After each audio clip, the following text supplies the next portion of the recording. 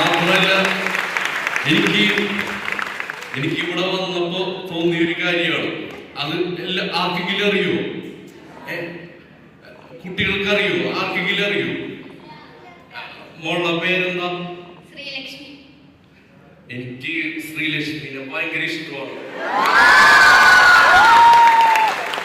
അല്ല, ശ്രീലക്ഷ്മിക്ക് എന്നെ ഇഷ്ടമാണോ?